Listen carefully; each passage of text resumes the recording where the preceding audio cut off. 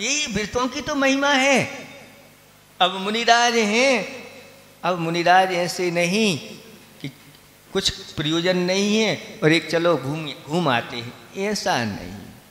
कुछ ना कुछ निमित्त बनाएंगे, चलो उस मंदिर की वंदना कराते हैं। आदि आदि को लेकर के धर्म के निमित्त से इस प्रकार से वह कुछ ना कुछ उसमें प्रयोजन होता है धार्मिक। तब नहीं तो ऐसे नहीं कि चले गए हो गया, ऐसा नहीं करना चाहिए।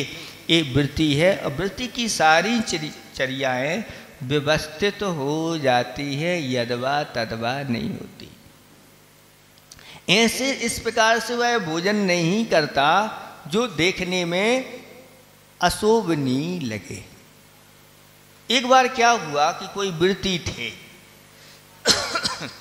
और वृत्ति थे तो वृत्ति उन्होंने गन्ना लिया और गन्ना ले करके और छील छील करके वह खाने लगे। तो पूज्य ज्ञान सागर जी, जब हो सकता है क्षुल्लक अवस्था में हो या ब्रह्मचर्य अवस्था में हो, उस समय उन्होंने समझाया, भैया वृत्ति बन गए हो, ऐसा गन्ना आपको नहीं खाना। इसकी अच्छी तरह से आप गलेरी बना लो छोटी छोटी करके, और फिर एक स्थान पर बैठ करके अच्छे से खाओ।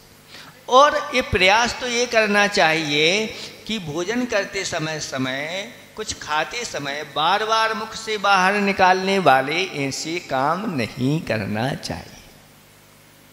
कि आपने जैसे सीताफल है, सीताफल जानते हैं आप लोग, उसको खाया फिर बीज इधर से निकाल दिया, फिर खाया बीज इधर से निकाल दिया, इस प्रकार की प्रक्रियाएं आप नहीं करिए। तो आप सीताफल खा सकते हैं, उसका आप दल निकालिए, थोड़ी सी आप धैर्य रखिए और फिर आप अच्छी तरह से चम्मच आदि से उसको खाइए। सीताफल होता है, रामफल भी होता है। अभी जब सीताफल और रामफल का नाम आचार्य श्री ने सुना तो आचार्य श्री ने कहा कि लक्ष्मण फल भी होना चाहिए। जब सीताफल और रामफल मिल गया है तो लक्ष्मण फल भी मिलना चाहिए। और किसी ने आकर बताया, महाराज लक्ष्मण फल की खोज हो गई, ये लक्ष्मण फल है। अब लक्ष्मण फल मिल गया है तो अब हनुमान फल भी खोज करो। कौन से क्या फल हैं, इस प्रकार से उनके क्या फल मिलते हैं, ये आप लोगों को। इसलिए वृत्ति है व्यवस्थित बैठ करके थाली को उच्च स्थान पर रख करके कायोत्सर करके और मौन पूर्वक वह भोजन करने वाला होता है। इतना आप करने लग जाएंगे ना तो अब चारों तरफ से आपको लोग पूछने लगेंगे, भैया इनकी व्यवस्था करना, बोलते नहीं, कुछ मांगते नहीं, आदि आदि व्यवस्था है। ये सारी व्यवस्थाएं फिर अपने आप होने लगती हैं। शिवरात्रि शिविर में भर्ती होते हैं, आप ही लोगों के घर में रहते हैं, जब आप उनसे कोई नहीं पूछते। जब शिविर में शिवरात्रि भर्ती होंगे और वो श्रावक की जैसी चर्याएं होती हैं वैसी चर्याओं का पालन करते हैं तो फिर आप लोग खड़े हो जाते हो, भैया जी हमारे यहाँ चलो। अब हम दादा नहीं हैं आपके, ना भाई हैं, ना इस प्रकार से कोई। अब तो हम कौन हैं, शिवरात्रि है तो शिवरात्रि भैया जी हैं, भैया जी करके विनय के साथ उनको ले जाते हैं, अच्छे विनय के साथ परोसते हैं। तो ये सारा फिर श्रेय आपको अतिथि सत्कार का पूरा मिलने लग जाता। और जब तक घर में हैं, आपके घर में अतिथि सत्कार नहीं कहना, ना वो अतिथि हैं, लेकिन 10 दिन के लिए घर का त्याग कर देते हैं, आपके लिए वह अतिथि बन जाते हैं। तो ये है वृत्तिचर्या। इस चर्या को लोग 10 दिन के लिए भी अगर कर लेते हैं तो उनके अंदर ऐसे संस्कार होते हैं कि वह अंदर से दिमाग में ऐसा बैठा लेते हैं कि अब हमें भविष्य अपना ऐसा बनाना है।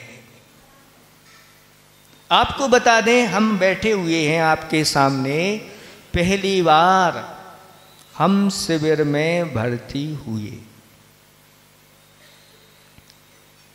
और उस शिविर में सबके साथ शामिल हो गए और यूँ इस प्रकार की चर्या होने लगी। और उस शिविर में पहली बार भर्ती हुए, एक उपवास कर लिया, पहली बार उपवास किया। और उपवास करके पालना कैसी की जाती है तो कुछ पता ही नहीं था। किसी ने ठंडाई पिला दी, शिकंजी पिला दी तो वो पी ली, जो रख दिया ले लिया। स्वास्थ्य बिगड़ गया, बुखार आ गया। बुखार आ गया तो शिवरार्थी एक दूसरे की भैयावृत्ति करते हैं। तो उस समय भैया जी थे। भैया जी कौन थे? अजित भैया जी थे, सीहोरा वाले। अभी नाम नहीं लेना। अजित भैया सीहोरा जी वाले थे, एक दो भैया जी थे। उस समय जब बुखार आया तो बुखार के समय भैयावृत्ति करने के लिए और भैया लोग और वो भैया भी आए जो संचालन कर रहे थे शिविर का, वही हमारी भैयावृत्ति करने लगे। कि बुखार आता है तो पैर में घी लगा करके उसको कम किया जाता है। तब ऐसे भैया जी भैयावृत्ति करने लगे। उसी समय अंदर से ऐसे परिणाम द्रवीभूत हुए और आँखों में से आंसू आ गए कि कहाँ तो मैं पापी जीव और कहाँ ये भैया जी और मेरी भैयावृत्ति कर रहे हैं। बस उस शिविर में ऐसे भाव परिवर्तन हुए। फिर विचार कर लिया कि अभी 10 दिन के लिए हम सुधरने के लिए मात्र आए थे, और विचार आया कि अब अपने जीवन को बहुत अच्छा बनाएंगे, अपने जीवन को अब सुधारेंगे। ऐसे शिविर के परिणाम होते हैं कि वो भैया जी भी पूज्य निर्यापक श्रमण प्रसाद सागर जी के रूप में आज गुरुदेव की सेवा में भैयावृत्ति निपुण महाराज कहलाते हैं। और संस्कार हमारे ऊपर भी ऐसे पड़े उस शिविर के कि आज आपके सामने हम बैठे हुए हैं। तो ये शिविर जो है ना, सामान्य चीज नहीं होती। इस शिविर में शिवरार्थियों की जब आप लोग इस प्रकार से भक्ति आदि करते हो, उनकी पूछताछ करते हो, सम्मान करते हो, तो उन्हें भी लगता है कि अब मुझे अपना जीवन बहुत उन्नत, और क्या पता एक शिवरार्थी आपके यहाँ आ गया और आगे जा कर के वह मुनिराज बन गया, आप जीवन में भूल नहीं सकते। ये भैया जी हैं जो शिविर में आए थे और हमने उनका भोजन कराया था, अहोभाग आज वही भैया जी हो गए। ये सारी चीज़ें वृत्ति के लिए बताई जा रही हैं कि वृत्ति जो होता है वह 3 गुण वृत्त को धारण करने वाला होता है। उसमें दिग्वृत्त, देशवृत्त और अनर्थ दंड विरति विरत 4 शिक्षा व्रत कौन से हैं जिनमें वह शिक्षा लेता है? पहले तो सामायिक शिक्षा व्रत है। सामायिक शिक्षा व्रत में वह सुबह शाम नियामक सामयिक करता है। दोपहर में अनुकूलता है तो दोपहर की भी सामयिक करता है, लेकिन उसमें ज़्यादा समय उसको बांधा नहीं है।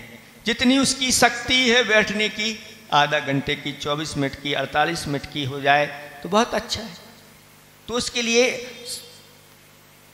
रत्न करंडक श्रावकाचार में तो ऐसा कहा गया कि जब तक उसकी पालथी अच्छे से लगी रहे, आकुलता ना हो, वस्त्र बांध करके बैठा है तो जब वस्त्र बंधे रहें, ढीले ना हो, चोटी आदि की गांठ लगा दी है, इस प्रकार से कुछ संकल्प लेकर के इस प्रकार की मुद्रा जब तक लगी है, ऐसे तब तक हमारा सामायिक चलेगा। तो सामायिक व्रत का अभ्यास करता है जैसे मुनिराज करते हैं, और आगे सामायिक आदि जो प्रतिमा है उनकी अभ्यास के रूप में करता है। फिर सामायिक के बाद होता है प्रोषदोपवास। प्रोषद और प्रोषद बोलते हैं एकासन को रत्न करंडक श्रावकाचार के अनुसार, और उपवास बोलते हैं चारों प्रकार के अन्न जल के त्याग को। तो प्रोषद पूर्वक जो उपवास किया जाता है उसको बोलते हैं प्रोषदोपवास।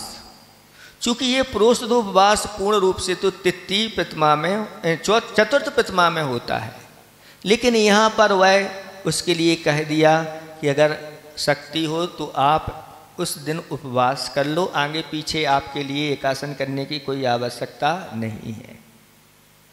अगर उपवास नहीं कर सको तो कम से कम एकासन तो करो, इतना भी चल जाएगा। और बीच का तो आप जो भंग बनाना चाहें मध्यम बना सकते।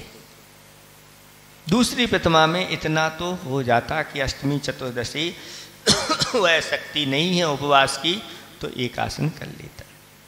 फिर तीसरे नंबर पर होता है भोगोपभोग परिमाण व्रत, यानी जो भी आपके जीवन में भोगोपभोग सामग्री है, वस्त्र हैं, भोजन आदि, उनका सबका वह नियम बना लेता है।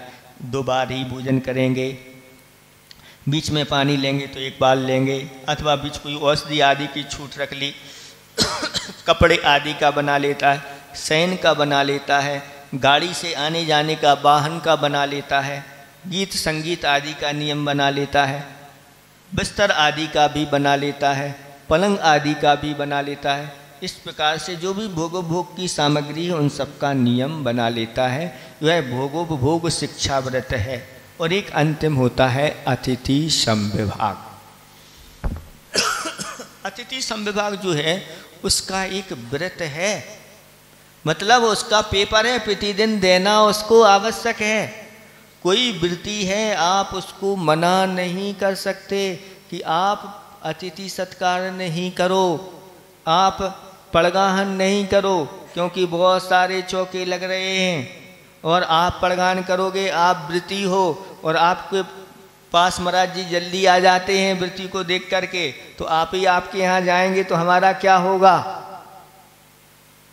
इस प्रकार से उसको निषेध नहीं करना चाहिए। अगर निषेध कर दिया, वह नहीं लगाएगा, इस प्रकार से नहीं पड़गान करेगा, तो उसका अतिथि समविभाग एक व्रत कैसे पालन होगा। इसलिए मना नहीं करना चाहिए। इसमें अंतराय कर्म पड़ता है। और जब आगे जाके आप महाराज बनोगे तो आपके लिए भोजन नहीं मिलेगा। घूमो, आप परिक्रमा लगाओ पूरे चौक की और आपको विधि, उनको विधि नहीं मिलेगी। अगर मिल भी गई तो कुछ चीज़ें ऐसी दिख जाएगी तो अंतराय हो जाएगा। अगर चौके में भी पहुंच गए तो को पहली ग्रास में ही हो गया अंतराय। तो ये सब कर्म बनते हैं फिर उदय में आते हैं। इसलिए अपन किसी को निषेध नहीं करना कि तुम आहार नहीं दे सकते, नहीं। हाँ, एक व्यवस्था बनाई गई है, इस व्यवस्था से आप आहार दीजिए, आपके लिए मना नहीं है। नहीं तो अंतराय कर्म डाले तो फिर अंतराय आते चले जाते। तो जो शुद्ध भोजन वृत्ति ने बनाया है उसमें से एक हिस्सा किसका है? अतिथि का है। अतिथि को निकाल करके वह रख देता है कि कोई भी दिन में, अभी सुबह से लेकर के शाम तक कोई भी अतिथि आ जाएंगे उनको हम ये दे देंगे। इतनी व्यवस्था करके, भले उसके यहाँ अतिथि एक दिन भी ना आए, लेकिन अतिथि सत्कार का उसको पूरा पूरा फल मिलता है। मतलब दान का पूरा फल मिल रहा है, क्योंकि उसने दान के लिए अंदर से भावना बनाई है और बाहर भी पुरुषार्थ किया है और ऐसा शुद्ध भोजन कर लेता। ये अतिथि समविभाग नाम का व्रत है। ये 12 व्रत होते हैं और अंत में एक सल्लेखना को रखा है कि यह व्रतों का फल कोई है तो अंत समय में सल्लेखना था। तो ये दूसरी प्रतिमा का स्वरूप है। ऐसे दूसरी प्रतिमा का स्वरूप धारण करने वाला, जिसकी पहली प्रतिमा है उसकी ही दूसरी होती। नहीं महाराज, हम पहली नहीं लेते हैं, दूसरी ले लेते हैं। तो कहा पूर्व गुणई सह, पूर्व के गुण के साथ ही पहली सीढ़ी पे पैर रखोगे फिर दूसरी पर पहुंचोगे। जैसे आप लोग पढ़ते हैं ना, तो पहले पहली होती है फिर दूसरी, सीधा दूसरी में नाम लिखा दो, पहली नहीं पढ़ेंगे।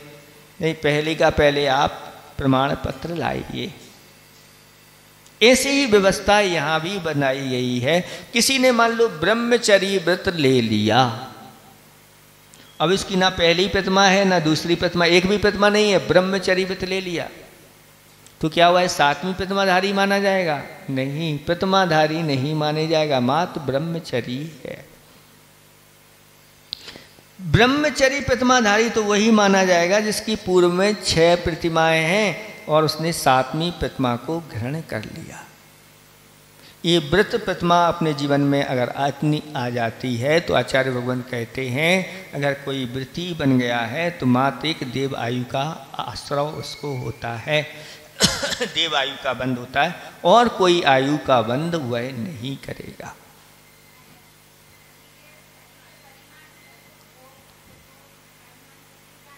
परिग्रह परिमाण व्रत में एक सामान्य से जो 10 प्रकार का परिग्रह होता है, क्षेत्र वास्तु, हिरण्य स्वर्ण,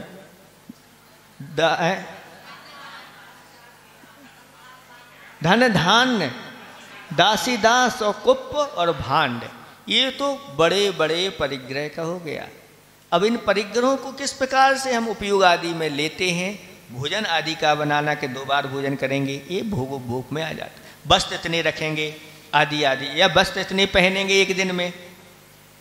जैसे आपने कुप भांड में बना लिया कि जीवन पर्यंत के लिए हम इतने 100 वस्त्र से ज़्यादा नहीं रखेंगे, ये तो हो गया आपका परिग्रह परिमाण व्रत।